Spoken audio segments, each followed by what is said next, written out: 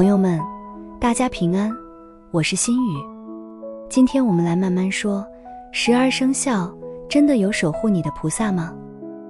在华人的文化里，12生肖几乎是每个人从小就熟悉的系统。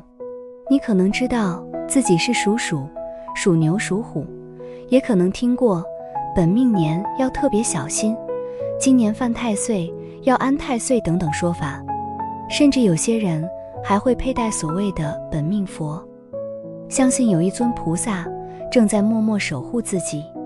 但你有没有想过一个问题，这些生肖与菩萨的对应真的来自佛教吗？还是其实是后来慢慢融合出来的一种文化信仰？我们先从一个最根本的地方开始理解，12生肖其实并不是佛教的概念。生肖的起源来自中国古代的历法与时间系统，古人用地支来记录年份、时辰，再用动物来对应，变成我们现在熟悉的鼠、牛、虎、兔、龙、蛇、马、羊、猴、鸡、狗、猪。这一套系统本来是用来帮助人们记忆时间、农耕节气，甚至推算性格与命运。而佛教是在印度诞生后来传入中国。在最早的佛经当中，其实并没有12生肖对应菩萨的说法。那为什么今天我们会看到属鼠是千手观音，属牛是虚空藏菩萨这样的说法呢？这就要谈到一个很重要的文化现象，佛教中国化。当佛教传入中国之后，为了让更多人能理解与接受，开始与本土文化产生融合。就像现在很多人会把拜拜安太岁、看流年、佩戴护身符这些习俗和佛教混在一起使用，久而久之就形成了一种看起来像佛教，但其实是融合信仰的系统。而本命佛的概念就是在这样的背景下诞生的。大约在近代开始出现一种说法，每个生肖都有一尊守护你的菩萨，例如鼠、千手观音；牛、虎、虚空藏菩萨；兔、文殊菩萨；龙、蛇、普贤菩萨；马、大势至菩萨；羊、猴、大日如来鸡；不动明王；狗、猪、阿弥陀佛。这样的对应逐渐在民间流传开来。但这里有一个关键点，你一定要知道，佛教里的菩萨并不是指守护某一种生肖的人。在佛法中，菩萨的本质是发愿救度一切众生，不是只守护某一群人，而是对所有众生平等慈悲。像观音菩萨被称为大慈大悲，他并不只听属鼠的人祈求，而是闻声救苦。也就是说，只要你真心呼唤任何人，都能得到感应与加持。那么这样看起来，本命佛是不是就没有意义了呢？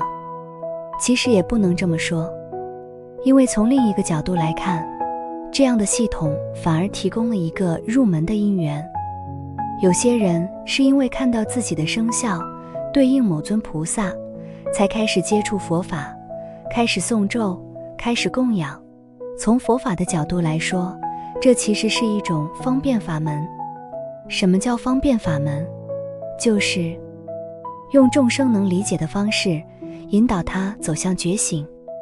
如果一个人本来不会接触佛法，但因为这是我的守护菩萨，开始每天念一句佛号，那么这个看似不纯粹的起点，反而变成一个很珍贵的因缘。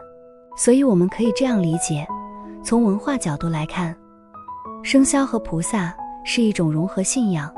从佛法角度来看，只要能引发善念，就是有意义的修行起点。但这里还有一个更深的问题值得我们思考，如果每个人都有守护菩萨，那为什么人生还是会有苦、有不顺、有挫折？难道菩萨没有保佑吗？还是其实我们对守护的理解本来就有偏差？在佛法里，守护并不是让你一生顺遂，什么都不发生，而是在你面对苦的时候，有力量，不被苦吞没。很多人以为保佑等于不要发生坏事，但佛法更接近的是，即使发生困难，你依然不迷失，不崩溃。这就像一个孩子走路跌倒，真正的守护不是让他永远不跌倒，而是让他在跌倒之后有能力站起来，甚至走得更稳。所以如果你把本命佛当作一种提醒，提醒自己多一点善念，多一点觉察，多一点安定，那么这样的信仰其实是有力量的。但如果变成我有守护神，所以我不用改变自己，我只要带着就会顺利，那就会慢慢偏离佛法真正的方向。讲到这里，我们可以先做一个小小的整理。生肖是时间与文化的系统，菩萨是觉悟与慈悲的象征，两者的结合是一种方便引导的桥梁。接下来我们就要进入更具体的部分，每一个生肖为什么会对应那一尊菩萨？这些菩萨各自代表什么样的智慧与修行方向？这些对应其实并不是随便配的，而是带有某种性格与修行的象征意义。刚刚我们提到，生肖与菩萨的对应，其实不只是谁守护谁，更像是一种性格与修行方向的象征。接下来，我们就来简单看一下这些常见的对应，背后代表的是什么意义。先从属鼠的人开始。一般说法中，属鼠对应的是千手观音菩萨。观音菩萨象征的是慈悲与感应，千手代表帮助众生的能力无量，千眼代表洞察一切的智慧。而属鼠的人常被认为敏感、机灵、反应快，但有时也容易多虑焦躁。所以这样的对应其实是在提醒，当你的心很快很乱的时候，学会用慈悲与安定来平衡。属牛与属虎一般对应的是虚空藏菩萨。虚空藏象征的是无量智慧与记忆，就像虚空一样包容万物。牛与虎一个稳重，一个刚猛，但都容易走向执着。所以这个对应像是在告诉你，力量与坚持很好，但要记得放下执着，让心有空间。属兔的人对应的是文殊菩萨。文殊代表智慧，尤其是分辨是非的智慧。兔子的性格通常温和细腻，但有时也容易犹豫不决。所以这样的连结其实是在提醒，温柔之外更要有清明的判断力。龙与蛇对应的是普贤菩萨。普贤象征的是行愿，也就是把理想落实在行动中。龙与蛇都带有变化力量与潜能，但如果没有方向，很容易流于空转。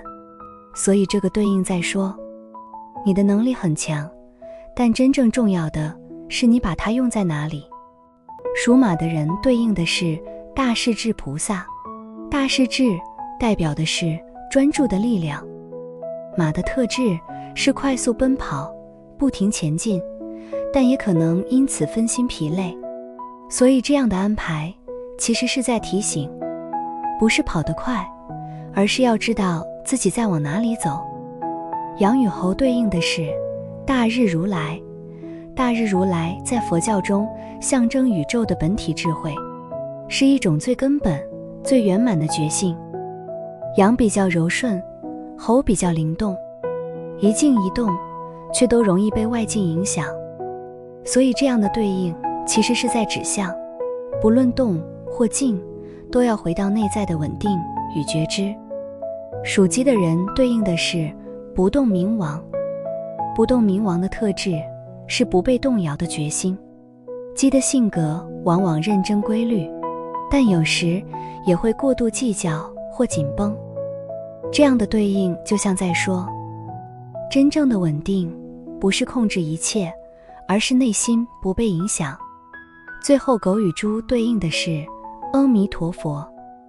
阿弥陀佛代表的是无量光、无量寿，也是净土法门的核心。狗的忠诚，猪的单纯，都带有一种贴近人心的特质。所以这样的连结其实是在提醒，回归单纯，回归信愿，反而更容易接近安定。